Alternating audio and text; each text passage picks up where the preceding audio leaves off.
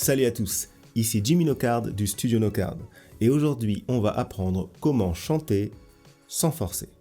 Peut-être que vous avez des soucis lorsque vous voulez atteindre des notes hautes ou quand vous voulez chanter plus fort et que vous avez l'impression de crier plutôt que de chanter. Alors la première chose que vous devez bien assimiler, c'est que ce qui est important pour porter le son, c'est pas la puissance en tant que telle, c'est plutôt la vibration, la résonance. On va donc utiliser ce qu'on appelle les résonateurs. Il y en a plusieurs, mais ceux qui vont nous intéresser aujourd'hui, ça sera surtout les cavités nasales et le pharynx. C'est quoi le pharynx? Alors je savais que j'allais avoir la question. Le pharynx, c'est ce qui se situe vers l'arrière de votre tête. C'est la paroi un petit peu là qui relie la cavité buccale avec les cavités nasales. Vous remarquez que ces choses-là se situent au-dessus de la gorge, on est d'accord. Je viens là-dessus parce que c'est l'un des points les plus importants de la vidéo. Ce qui fait que la plupart du temps on force quand on chante, c'est qu'on s'appuie sur notre logique.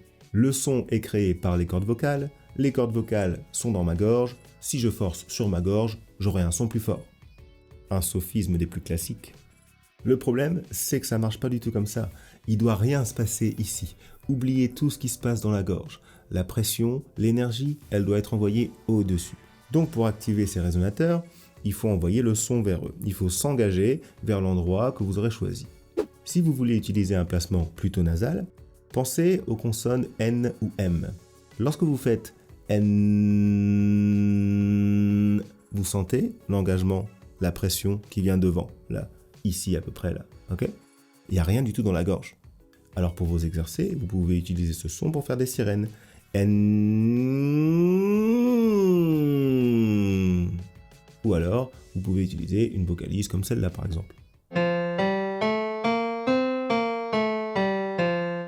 Et quelle que soit la hauteur de la note, concentrez-vous sur cette pression qui se situe vers l'avant, là, comme si c'était l'axe principal autour duquel va se déplacer votre résonance. Pour un placement qui sera plutôt dans le pharynx, ça sera exactement la même chose, sauf qu'on va envoyer l'énergie à l'exact opposé. Pour ceux qui ne savent pas déplacer la vibration de l'avant à l'arrière, pensez au mot gong. Quand vous dites gong, prenez le ng à la fin. Gong. Vous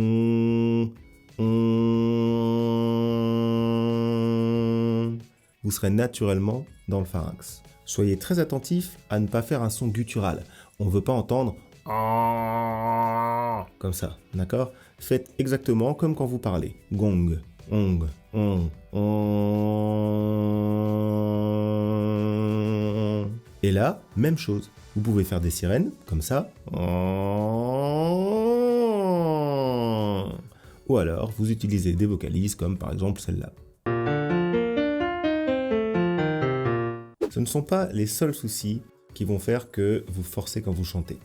Il peut y avoir aussi simplement les tensions musculaires. Quand on chante, on veut être décontracté, relaxé, tout en étant tonique et dynamique.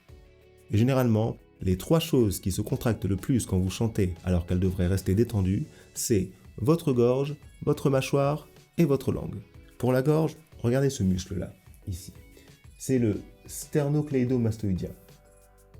Eh bien, il a souvent tendance à se contracter et à faire obstacle au chant, alors qu'il n'est absolument d'aucune utilité pour ça. Donc, au lieu de faire essayez de faire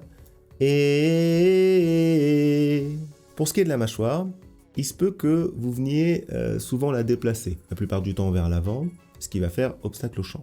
La mâchoire, on veut qu'elle soit relâchée et qu'on puisse l'ouvrir facilement. Vous pouvez faire des petits mouvements circulaires comme ceci, dans un sens puis dans l'autre, ou aussi des massages. Ça va lui permettre de gagner en mobilité. Et enfin, pour la langue, on a une petite astuce. La base de la langue se situe juste en dessous du menton là. Donc vous prenez votre pouce, vous le posez ici et vous allez sentir un petit creux.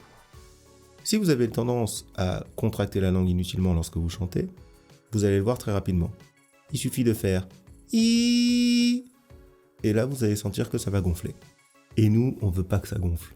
Donc pour éviter ça, il suffit de décontracter la langue. Vous allez faire comme si votre langue était anesthésiée complètement, comme ça là, et vous allez essayer de produire le son sans que ça gonfle en dessous de votre pouce. I.